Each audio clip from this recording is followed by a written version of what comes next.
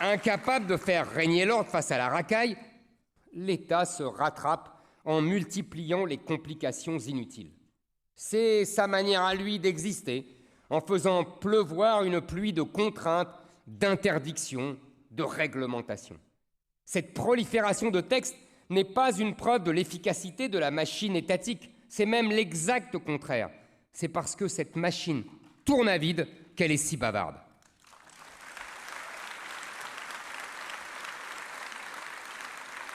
On a oublié, oui, on a oublié depuis longtemps l'injonction de votre compatriote, de votre pays, Montesquieu, il ne faut toucher à la loi que d'une main tremblante. La furie réglementaire de l'administration n'est que l'autre face de son impuissance. L'État croit se renforcer en multipliant les règles. En réalité, il s'alourdit et perd toute capacité d'action.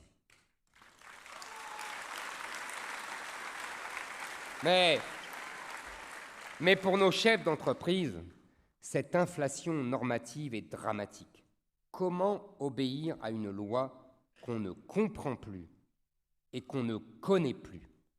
La conséquence pratique et concrète de cette complicité, c'est le pouvoir de l'arbitraire.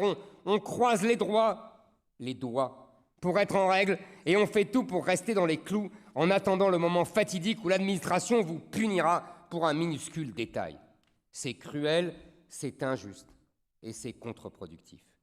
Une injustice qui touche toujours les plus modestes.